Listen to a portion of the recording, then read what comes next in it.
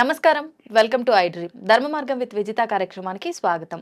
ప్రస్తుతం మనతో పాటు ఉన్నారు ప్రముఖ జ్యోతిష్య పండితులు బ్రహ్మశ్రీ చేబిఎం కిరణ్ కుమార్ శర్మ గారు. ఇప్పుడు వారితో మాట్లాడి మన సందేహాలన్నింటినీ కూడా నివృత్తి చేసుకునే ప్రయత్నం చేద్దాం. నమస్తే అండి. అష్టైశ్వర్య ప్రాప్తిరస్తు. మనకి శని త్రయోదశి రాబోతోంది. ఈ చైత్ర మాసంలో వచ్చే ఈ శని త్రయోదశికి విశిష్టత ఏమైనా ఉందా? మనం ఆ రోజున ఆచరించాల్సిన విధి విధానాలు ఏంటో తెలియజేయండి. ఒకటి గుర్తుపెట్టుకోండి, త్రయోదశి అంటేనే విశేషమైంది. అవును. అందులో ఈసారి త్రయోదశి వచ్చేవనికి స్వామివారికి దమన పూజ, యాక్చువల్గా ఈశ్వరుడికి ఈశ్వర దమన పూజ ఉంది ఈసారి. చాలా మంది తెలియదు. చైత్ర మాసంలో ఒక్కొక్కసారి ఇప్పుడు రామనవమి రోజున రాముడికి దమన పూజ అంటే దమనమే, మనం పూలు వేయం చెప్పలేదు ఇక్కడ. దమన పూజ సుబ్రహ్మణ్య స్వామికి, గణపతికి, దత్తాత్రేయుడికి, అలాగే ఈశ్వరు వచ్చేటువంటి త్రయోదశి రోజున ఈశ్వర పూజ, దమన పూజ అన్నారు దాన్ని. అందులో విశేషంగా మనకి త్రయోదశి కలిసి రావడం అంటే శని త్రయోదశి కలిసి రావడం, శనివారం అవడం, త్రయోదశి కలిసి రావడం ఈశ్వరుడికి ఎక్కువ మంచి అనుకూలమైనటువంటి ఫలితాన్ని కలిగిస్తుంది. అంటే ఈశ్వర ధ్యానం అంటే ఆయన ఎలా ఉంటాడు, ఎందుకు దీని ప్రత్యేకత వచ్చింది అని అడిగితే ఈశ్వరుడు ఈ రోజున కూర్చున్నటువంటి ధ్యాన నిమిత్తమే ఈ రోజు ప్రారంభం చేస్తాడు. త్రయోదశి, చతుర్దశి, అమావాస్య ఈ 3 రోజులు శివుడు తన యొక్క పరమాత్మను తను కలుపుకుంటాడు. ఎవరి భేదాభిప్రాయాలు ఏమిటి, ఎవరెవరు ఎలా ఉన్నారు, వారిని ఎలా మనం స్వీకరించాలి, ఎవరి కోరిక ఎలా నెరవేర్చాలి, తనకు తానుగా లెక్కలు వేసుకునే తత్వంలో ఈరోజు ధ్యానంలో నిమగ్నం అవుతాడు పరమేశ్వరుడు. అటువంటి త్రయోదశి ఈ రోజున శనీశ్వరుడికి ఇష్టమైంది. యాక్చువల్గా ఈశ్వరుడు అన్న పేరే శనీశ్వరుడు, శనికి దేవుడికి ఉంది. శనితో కలిపినవాడు ఈశ్వరుడు. అంటే ఈశ్వర అంటే అర్థం ఏమిటి అంటే రక్షించువాడు అని అర్థం. ఎవరి నుంచి అంటే సంకటముల నుంచి రక్షించువాడు, కష్టముల నుంచి రక్షించువాడు అని అర్థం. శని అనగానే మందైహి సర్వైరేపిన అంటే అన్ని రకాల కార్యక్రమాల్లో శని ప్రవేశిస్తే నిదానం అవుతుంది. శని చాలా మంచివాడు. ఒకవేళ మీకు ధనం రావాల్సి వస్తే కూడా విపరీత ధనాన్ని ఇచ్చేవాడు వాడే. రెండోది, గ్రహాల్లో అందమైన గ్రహం కూడా శనీశ్వరుడే. అందమైన గ్రహం, చాలా అందమైన వాడు. చూడడానికి నల్లగా ఉంటాడు కదండి, అందం అంటారు. నలుపు అంటే మీరు 4 కారణాలు చూసుకుంటున్నారు. నీలవర్ణంతో ఉంటున్నాను, నీలవర్ణం, నీలఛత్రం, నీలఛత్ర పదాపదిగం. మీరు ఐ డ్రీమ్ పెట్టుకున్నటువంటి బ్యాక్గ్రౌండ్ ఉంది కదా వెనకాల బ్లూ కలర్ది, ఆ కలర్లో ఉంటాడు ఆయన. చాలా మంది తెలియదు ఆ విషయం. నలుపు నీలవర్ణం నలుపు పెట్టుకున్నారు, కృష్ణుని నలుపు అంటారు, కానీ నీలవర్ణం ఆయన. నీలమేఘశ్యాముడు ఇద్దరు కూడా. కాబట్టి ఈ నీలవర్ణం, నీలవర్ణం, నీలగంధం, నీలపుష్పం, నీలఛత్రమాధిపత్యం అనేటువంటి శనీశ్వరుడికి నామాలు. ఆయన ఎలా ఉంటాడంటే ఈ వర్ణంలో ఉంటాడు, ఇటువంటి గొడుగు ఉంటాడు, అన్ని ఆయనకి బ్లాక్, బ్లూ ఆయనకు సంబంధించిన వర్ణన కూడా. సో ఇటువంటి ప్రీతి అనేవాడు ఎవరు అంటే ఈశ్వరుడితో అందుకోవడానికి, ఈశ్వరుని చేరుకోవడానికి ప్రయత్నం చేస్తాడు. ఇట్లా మనకి శనివారం త్రయోదశి రోజున శనివారం వస్తే మాత్రం ఈశ్వరుడి కన్నా శనీశ్వరుడికి ఎక్కువ ప్రీతి. కనుక ఈ శని త్రయోదశి రోజున మనం పూజ చేసుకునే ప్రయత్నం చేయాలి. ఎవరికి పూజ చేయాలి నిజంగా చెప్పాలంటే పక్షులలో కాకికి మనం అన్నం పెట్టాలి ఆ రోజున. కాకి వాయసపిండం, దాని వాయసపిండం, వాయసం అంటే కాకి. అంటే శని భగవానుడి వాహనం కాకి. ఓకే. ఎందుకు పెట్టాలి దాన్ని, అసలు ఈరోజు ఎందుకు విశేషం దానికి పెట్టాలంటే దానికి కాకి జన్మ 1000 సంవత్సరాలు అంటారు. సరే అది 300 ఏళ్ళు అనుకుందాం, 200 సంవత్సరాలు. కాకి జన్మ మాత్రం 1000 సంవత్సరాలు బతుకుతుంది. అది కాకి యొక్క జీవన ప్రమాణం 1000 సంవత్సరాలు ఉంటుంది. మనిషికి 120 ఎలా అంటారు, దానికి 1000 సంవత్సరాలు ఉంటుంది. వామ్మో, చాలా ఎక్కువ ఉన్నది దీనికే అనుకుంటా. అందుకే ఏమిటి అక్కడ అర్థం, మన తాతను చూసింది, మనల్ని చూస్తుంది, మన కొడుకుని చూస్తుంది.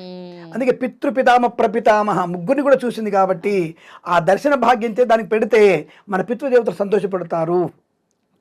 అందుకే ఆ యొక్క వాయస పిండం అనేది తప్పకుండా కాకి పెట్టమని చెప్పారు. ఈ రోజున కాకి అన్నం పెడితే శనీశ్వరుడు యొక్క అనుగ్రహాన్ని పొందుకోవడం, పితృదేవత అనుగ్రహాన్ని పొందుకునే అవకాశం కూడా ఉంటుంది. అదే పితృయజ్ఞం చేసినటువంటి ఫలితం పొందుకునే అవకాశం ఉంటుంది. జన్మజాతకంలో షష్టమంలో కానీ, అష్టమంలో కానీ, 12వ స్థానంలో శని ఉన్నవారు తప్పకుండా మీరు ఈ యొక్క శని త్రయోదశి రోజున శనీశ్వరుడికి తైలాభిషేకం, ఈశ్వరుడికి కూడా తైలాభిషేకం చేయాలి ఈ రోజున. కానీ సాధారణంగా అన్ని ఆలయాల్లో ఈశ్వరుడికి తైలాభిషేకం చేయడానికి ఒప్పుకోరు కదా, ఎలా? ఒకటి సాధ్యం కాకపోతే మనం ఇంటికి పిలిపించుకుంటే సరే 10 రూపాయలు ఎక్కువ అవుతాము. కానీ మనమే దేవాలయానికి వెళ్ళి పార్థివలింగం అంటే పుట్టమన్నుతో శివలింగం తయారు చేసుకొని కాసింత నువ్వుల నూనెని, నిజమైన నువ్వుల నూనెని తీసుకొని ఆ పార్థివలింగం మీద మనం పోసుకుంటూ కూడా శివాయ నమః అనుకుంటూ మనం అభిషేకం చేసుకోవచ్చు.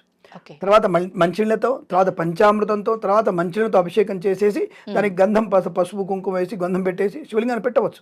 అది విభూతి కూడా వేయవచ్చు. వేసి ఆయన నమస్కారం చేసుకొని ఆ బాబా స్వామి, మాకున్నటువంటి శనిగ్రహ దోషం అంతా కూడా తొలగిపోవడానికి మాకు ఇటువంటి శుభాన్ని కలిగిందని చెప్పేసి ఆ శివలింగం మీద అయినటువంటి పుష్పాన్ని తలలో పెట్టుకొని కాస్త ప్రసాదాన్ని భోంచేసి ఆగి రావచ్చు. అక్కడ పార్థివలింగం పెట్టుకోలేకపోతే ఏం చేద్దాం, అదే కదా, అది ఇంట్లో పెట్టుకొని చేసుకోండి. ఇప్పుడు ఇంట్లో డౌట్, నువ్వుల నూనెతో మనం అభిషేకం చేయవచ్చా, ఆ నూనె ఏం చెయ్యాలి, అదొక డౌట్ అందరికి. ఆ నూనెని మీరు శుభ్రంగా ఏదైనా దీపారాధనలో తులసి కోట దగ్గర పెట్టుకోవాలి.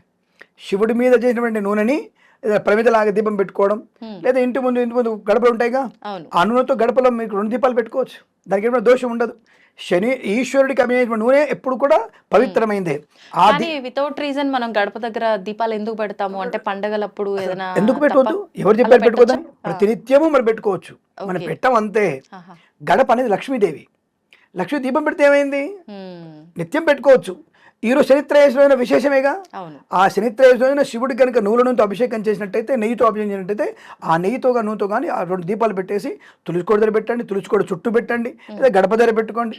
పూజా మందిరంలో పెట్టద్దా? పుటం పెట్టడానికి లేదు. ఎందుకని? ఆయన కడిగినటువంటి ఆయన పాదాల నుంచి వచ్చింది కదా, అక్కడ ఈశ్వరుడితో పాటుగా ఇతర దేవతలు ఉంటారుగా. నారాయణ అమ్మవారి దగ్గర పెట్టినా కింద పెట్టమన్నా నేను. తులసి అమ్మవారి కాదు, తులసికోట చుట్టూ పెట్టుకోండి. తులసి కోటకు పెట్టకండి, తులసి చుట్టూ పెట్టండి. అంటే దేవతా అనుగ్రహాన్ని పొందుకునే అవకాశం. అటువంటి వల్ల శనీశ్వరుడు యొక్క పూర్తి అనుకూలత పొందుకొని మన జన్మలో ఉన్నటువంటి జాతకాలు అయితే ఉన్నటువంటి శనీశ్వరుడు యొక్క దోషం తొలగిపోయే అవకాశం ఉంటుంది. దాంతోపాటు ఈశ్వరుడు యొక్క అనుకూలతను పొందుకుంటాం. అంటే ఈశ్వరుడు ధనాన్ని ఇస్తాడు, ఐశ్వర్యాన్ని ఇస్తాడు. ఈరోజు జరిగేటువంటి శని త్రయోదశి జరిగేటువంటి అభిషేకం వల్ల ఈశ్వరుడికి అత్యంత ప్రీతి. కాబట్టి అటువంటి తప్పకుండా మీరు ఈ యొక్క అభిషేకం చేసుకొని ఆయన తీర్థప్రసాదాలు తీసుకున్న వారికి కుటుంబంలో అనుకూలత, ధనము, విద్య, ఉద్యోగ, వ్యాపార రీత్యా అనుకూలత పొందుకునేటువంటి శుభతరుణంగా శనిత్రయోదశి రోజున, శనివారం రోజున ఈశ్వరుడికి, శనీశ్వరుడికి అత్యంత ప్రీతి పాత్రమై మనకి సుసంపన్నతను కలిగించడానికి పనికొచ్చేటువంటి శుభతరుణం. కాబట్టి శనిత్రయోదశి అందరూ కూడా తప్పకుండా శనీశ్వరుడికి తైల అభిషేకం, ఇక్కడ స్వామివారికి తైల పంచామృత అభిషేకం చేసుకొని ఆనందమయ జీవనాన్ని పొందుకోవచ్చు. ఒకవేళ అంటే ఉద్యోగరీత్యా బిజీగా ఉన్న వాళ్ళు ఆలయానికి వెళ్ళడానికి వీలవదు, ఇంట్లో కూడా హడావిడిగా పూజ చేసుకోలేము, కుదరదు అనుకున్న వాళ్ళు, లేదు అంటే వేరే ఎక్కడో దూర ప్రాంతాల్లో ఉంటూ ఉంటారు, అసలు మాకు ఈ అభిషేకం ఇలాంటి చేయడమే కుదరదు అనుకుంటారు, అలాంటి వాళ్ళు ఏదైనా మంత్రం కానీ శ్లోకం కానీ చెప్పుకోవడము అలాంటి దాని వల్ల కూడా ఫలితం ఉంటుందంటారా? అంటే ప్రతిసారి విజిత ఏంటంటే కాంట్రవర్సీకి నన్ను లాక్కొస్తుందో తను రాబడుతుందో అర్థం కాదు నాకు. 24 గంటల్లో కనీసం దేవుడి కోసం అరగంట కూడా మిగిలినటువంటి సమయం ఉందంటే అందరూ విజిత లాంటి వాళ్ళు బిజీగా ఉండకండి. అరగంట మీకు సమయం కేటాయించుకుంటే మంచిది. ఫస్ట్ ఇది గుర్తుపెట్టుకోండి, అరగంట కనీసం భగవంతుని కొరకు అరగంటను వినియోగించుకోగలిగితే 23 గంటలు మన కోసం, మన తిండి, మన వ్యాపకం, మన సంపాదన.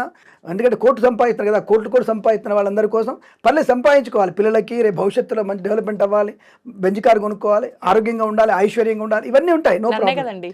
అంటే నేను అనేది విజిత లాంటి వాళ్ళు వీటితో పాటుగా అరగంటను కనీసం దేవుడికి కేటాయించే ప్రయత్నం చేయండి. అది కూడా సాధ్యం కాదంటే నాకు ఆశ్చర్యంగా ఉంటుంది. ఇప్పుడు పెద్ద శంకరాచార్యుల వారు, పెద్ద స్వాములు కూడా అరగంట స్వామివారు కేటాయించి వాళ్ళ పనులు చేసుకుంటారు. అంతకంటే బిజీ అయితే మనం లేవు. మోదీ గారిని చూసి నేర్చుకుందాం. కనీసం మోదీ గారు గంటలన్నా ఆయన పూజ కార్యక్రమంలో కూర్చొని పూజ చేసుకుంటాడు, యోగి గారు పూజ చేసుకుంటారు. కాబట్టి అలా మనం పూజ చేసుకుంటే మంచిది. ఒకవేళ ఆ సమయం కూడా దొరకలేదు, పాప 24 గంటలు మీరు బిజీగా ఉన్నారు, సరే దేవుడి దయ వల్ల ఏం చేసుకోవాలి? శివాయ నమః అన్నటువంటి మంత్రం, ప్రతినిత్యం శివాయ నమః అన్న మంత్రాన్ని చదువుకోవడం. రెండవది, మనసులో ఎప్పుడు కూడా సర్వమంగళ మాంగళ్యే శివే సర్వార్థ సాధికే శరణ్యే త్రయంబికే గౌరీ నారాయణ నమోస్తుతే. ఈ మరి గురుగారు మీరు శివాయ నమః అంటున్నారు, నమ శివాయ అనకూడదా? చాలా మందికి డౌట్ ఉంటుంది. వెంటనే అడుగుతారు, మన ప్రేక్షకులు చాలా తెలివైన వాళ్ళు, ఐ డ్రీమ్ ప్రేక్షకులు అన్ని ఛానల్ కంటే తెలివైన వాళ్ళు.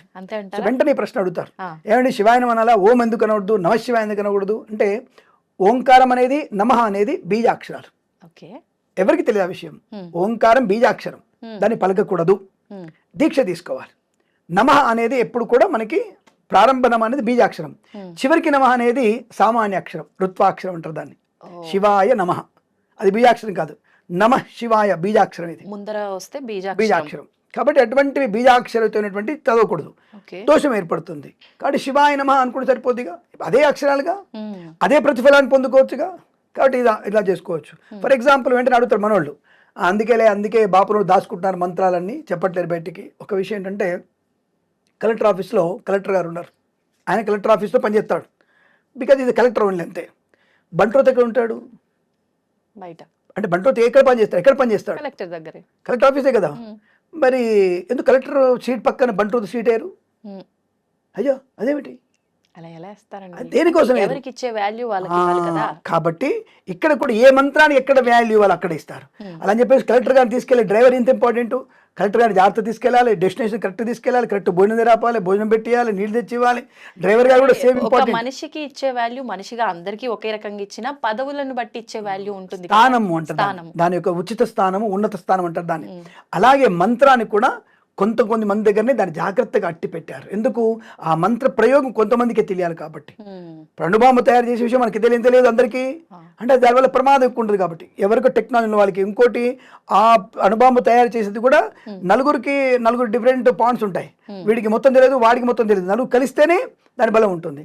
అలాగే ఈ యొక్క మంత్రము కూడా కొన్ని కలిసినప్పుడు దాని యొక్క ఉధృతి పెరుగుతుంది, కొన్ని కలిసినప్పుడు ఉధృతి తగ్గుతుంది. కాబట్టి ఏ మంత్రాన్ని ఎలా ప్రయోగించాలి చెప్పబడిందే. కాబట్టి కొన్ని చోట్ల బీజాక్షరాలు చెప్పకూడదు, కొన్ని చోట్ల బీజాక్షరాలు తప్పకుండా చెప్పాల్సిందే. ఎలా అంటే కొన్ని చోట్ల చెప్పాలి, కొన్ని చోట్ల చెప్పకూడదు అంటే ఎలా, ఎక్కడ చెప్పాలి? మీరు చాలా మందికి చాలా సింపుల్ చెప్తాను. ఖడ్గమాల చాలా మంది చదువుతుంటారు. ఇప్పుడు అమ్మవారి లలితాపారాయణంలో ఖడ్గమాల చదువుతుంటారు. ఖడ్గమాల చదవకూడదు. చదివినా ఆ మధ్యలో బీజాక్షరాలు ఉంటాయి, అవి చదవకూడదు. చదవడం వల్ల దోషం ఏర్పడుతుంది, సింపుల్ దోషం ఏర్పడుతుంది. ఇప్పుడు విజితారెడ్డి అనేది ఒక పేరు, రెడ్డి లేకపోయినా పర్లేదు, విజిత అని పిలవచ్చు. కానీ రజిత అంటే మీరు ఎందుకు పలుకుతారు? పలకము అంటే మీ యొక్క బుద్ధికి శబ్దానికి అర్థం ఉందిగా. అలాగే ఖడ్గమాలలో కూడా వచ్చేటువంటి బీజాక్షరాలని లయబద్ధంగా ఆ వాక్యాన్ని కలిపి చదివితేనే లాభం. ఒక్కొక్కళ్ళు ఒక చదివినప్పుడు అక్కడ అన్ని భయంకరమైనటువంటి రూపాలు ఏర్పడతాయి. అమ్మవారు అరే ఎవరేం చదువుతున్నారా బాబు అర్థం కాదనమాట. అందుకని బీజాక్షరాన్ని వదిలివేసి మిగతా చదవాలి. ఖడ్గమాలు చదవకపోతే ఏమైంది? ఇప్పుడు చదవద్దని ఏమని చెప్తున్నారు? మమ్మల్ని చదవమని చెప్పారు, పలానాన్ని చదవమని చెప్పారు, పలానా నీకంటే పెద్దగా తెల్లగడ్డ ఉంది, ఆయన 90 ఏళ్ళ ఆయన చెప్పమని చెప్పాడు, మీకేం తెలుసు అసలు అనేవాళ్ళు ఉంటారు.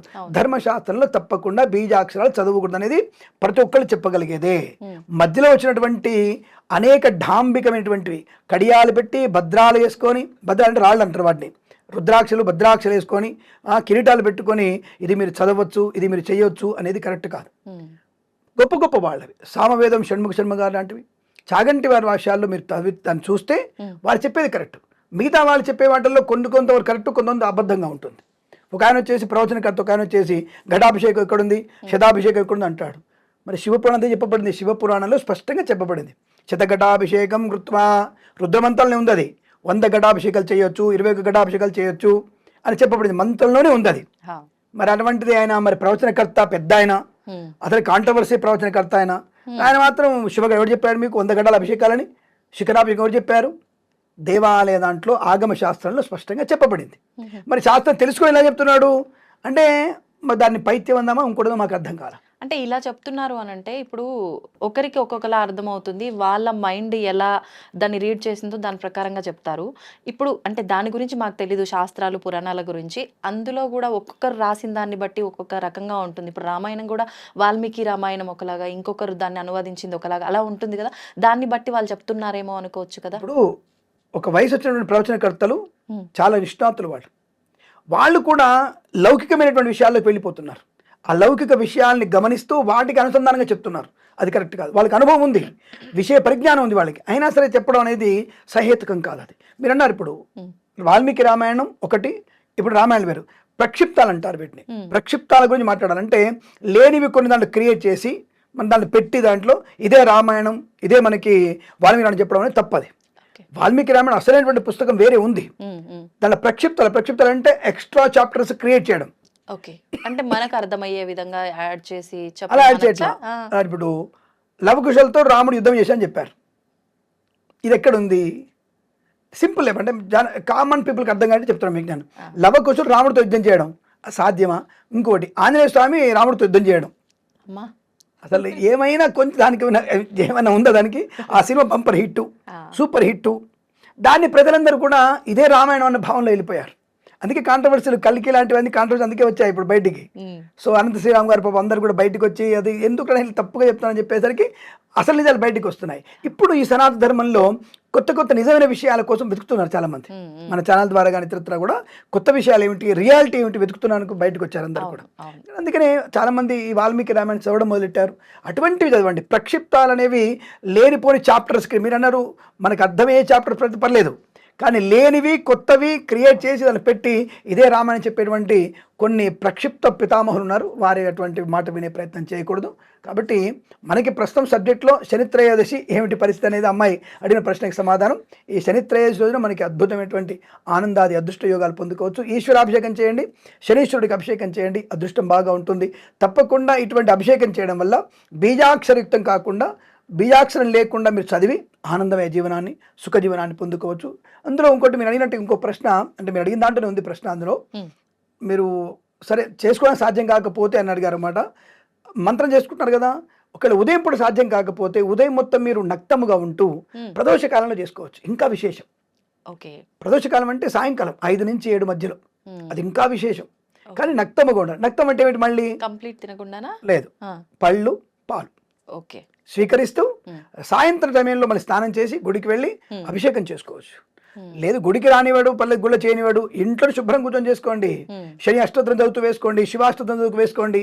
తర్వాత శివలింగం ఏం చేయాలంటే పార్థివ లింగాన్ని, అంటే మట్టి లింగం, పుట్టమనతో తయారు చేసిన లింగం, దాన్ని నీళ్ళలో ముంచేసేయండి. పూజ అయిపోయిన తర్వాత, అష్టోత్తరం అయిన తర్వాత, ధూపాలు అయిపోయిన తర్వాత పూలు పెట్టండి, ధూపం వేయండి, దీపం పెట్టండి, నైవేద్యం పెట్టండి.